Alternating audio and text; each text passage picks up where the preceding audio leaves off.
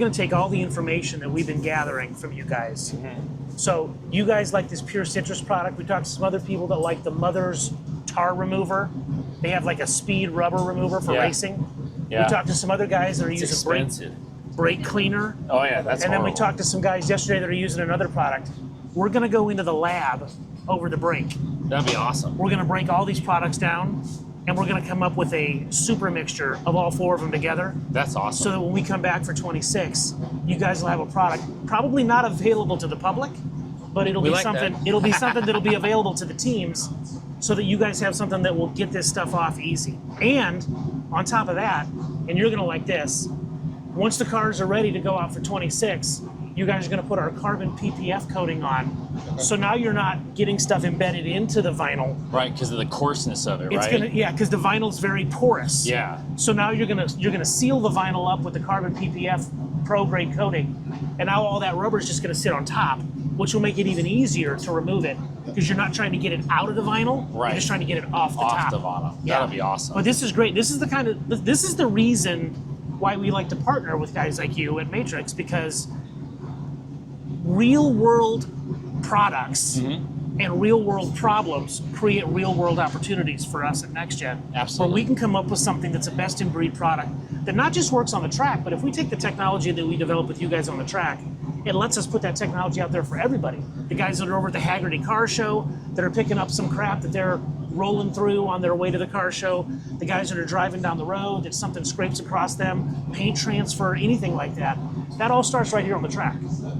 We're realizing that more and more. The innovation that comes out of the track, even with the cleaning products, not just with the engines and the aero on the cars, but even down to the cleaning products, it's the innovations on the track that make their way out to the guys that are buying the stuff at O'Reilly's or Ace Hardware or Menards. And we find, like, this is fairly inexpensive. The problem with it is, you know, it's this aerosol can, and if it gets too cold, it doesn't come out. If it gets too hot, it doesn't come out. It's a problem. So, you know, and we have a concentrate that we use actually on the brakes to clean the inside of the barrels, because we have to strip the inside of the barrels of weights and everything else, and we use that.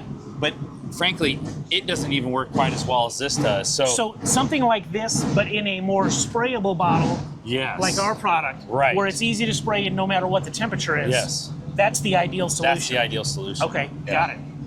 For sure. There's like ever so slight little oily sheet. Yeah, because there's citrus oil in it. So it's the citrus oil that's removing the stuff. So what we want to figure out is how do we emulate that with technology, so that you get all the benefits of it without any of the leave behind oily film, because that's the goal. Yeah, because essentially once you do this to the car, then you have to go back through and, you know, wipe the car down again, and then we do the windows just so they look good. But because this gives you like little oily patch, little oily patch, little oily patch, right? Kind of looks kind of silly. And I would imagine if there's any of this that because it is an aerosol, any of this that waves up onto the window, now you've got that oily film on the window, so you got to deal with that, especially from a vision perspective. Yeah, you have to do it in stages, because you have to take this off, then you have to take whatever this residue leaves on, then you have to do the windows. So if you do it in the wrong order, you just have crap all over. Right. Yeah. Right, so it's race day. It's Sunday here at the track. It is. Rained all night. Yes. And you guys are getting the cars ready to go out. What time are you guys out today? We're out at 12:50 for our last sprint race of the weekend. Okay, gotcha. So you guys go out right after Formula 4. Yep.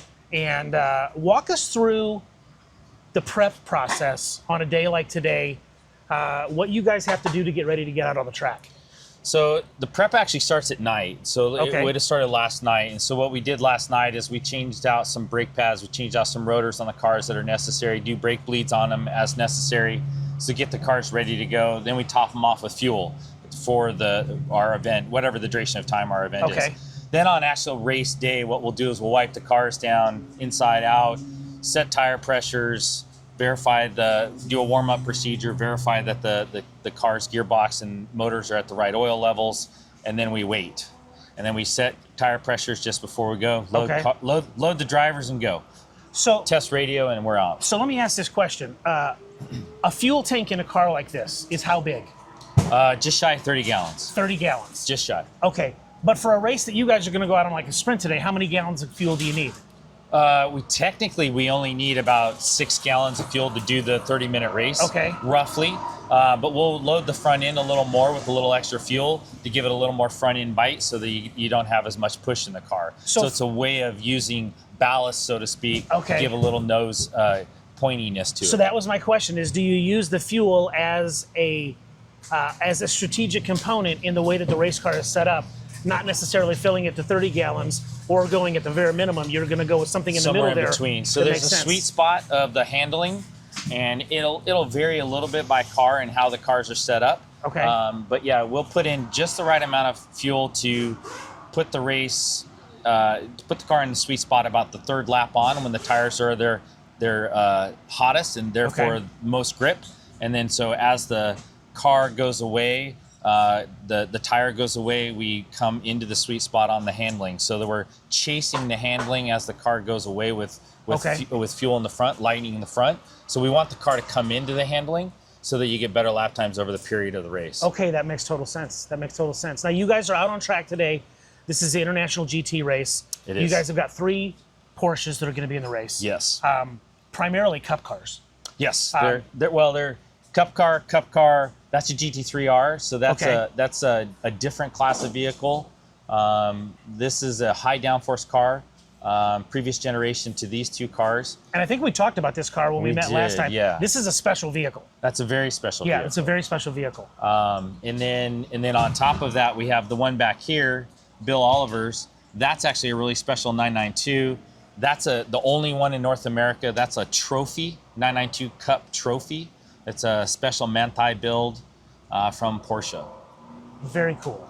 So when you're on the track today, where's everybody starting?